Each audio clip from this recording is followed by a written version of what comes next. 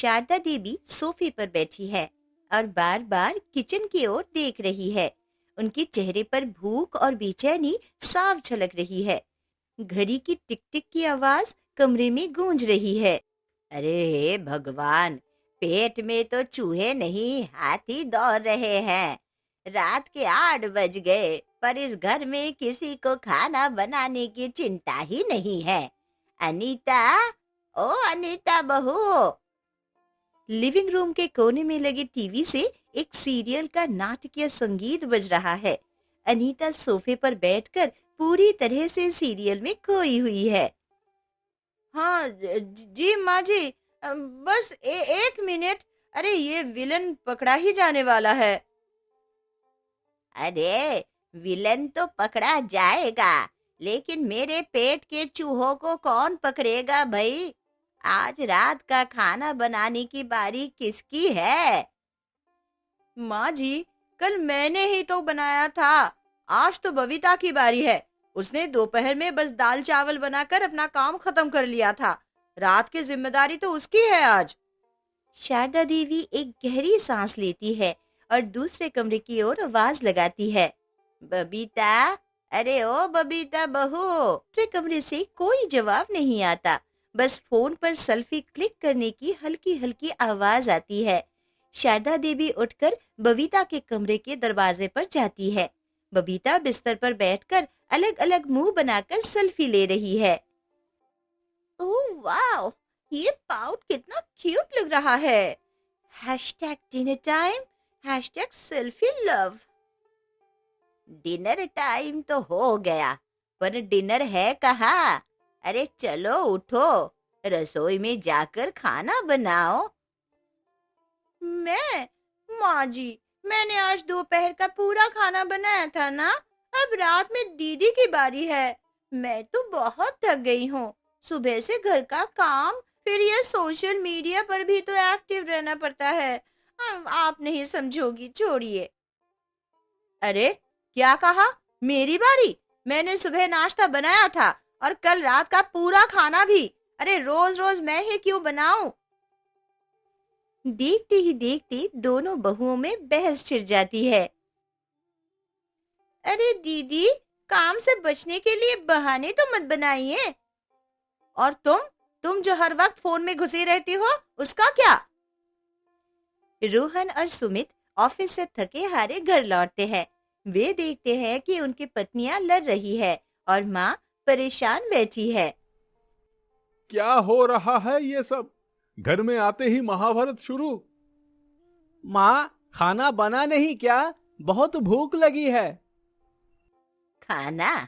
यहाँ तो कोई ये तय करने को तैयार नहीं है कि रसोई में जाएगा कौन। तुम्हारी पत्नियों को अपनी जिम्मेदारियों का एहसास ही नहीं है बेटा। अनीता और बबीता एक दूसरे को घूरती है। सुमित, आप भी बताओ, मैंने दोपहर में खाना बनाया था ना। और रोहन, कल रात डिनर में मैंने आपकी पसंद की पनीर की सब्जी बनाई थी, याद है ना आपको? रोहन और सुमित एक दूसरे को देखते हैं। वे इस रोज रोज के झगड़े से तंग आ चुके थे। छोड़ो ये सब, एक काम करो, ऑनलाइन ऑर्डर कर लेते हैं। हाँ, ये सही है।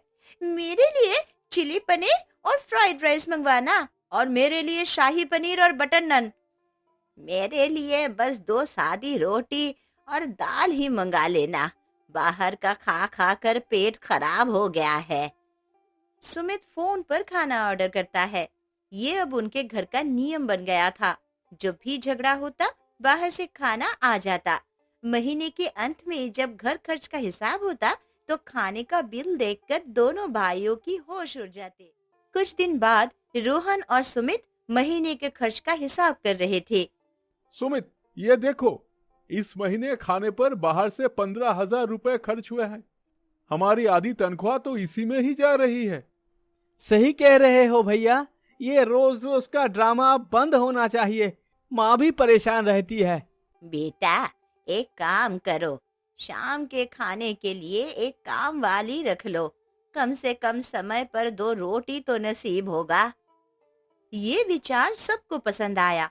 अगली ही दिन उन्होंने कमला नाम की एक कामवाली को काम पर रख लिया, जिसका काम सिर्फ रात का खाना बनाना था। शुरुआत में सब कुछ ठीक चला। कमला समय पर आती और स्वादिष्ट खाना बनाती। अनीता और बबीता को तो जैसे मुंह मांगे मुराद मिल गई थी। कमला 2 घंटे लेट आती है।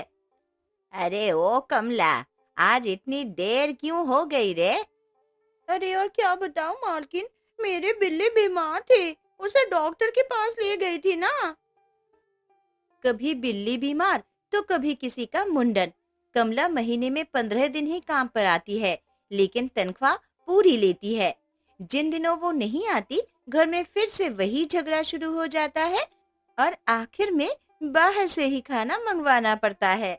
1 महीने बाद रोहन के बॉस अपने परिवार के साथ डिनर पर आने वाले थे। ये एक बहुत जरूरी डिनर था। अनीता और बबीता ने वादा किया था कि वे मिलकर शानदार खाना बनाएंगी। देख बबीता, आज कोई गलती नहीं होनी चाहिए।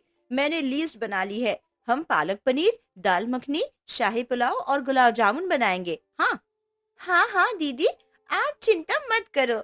देखना, सब एकदम बढ़िया होगा। लेकिन शाम को जब खाना बनाने का समय आया तो कमला का फोन आया।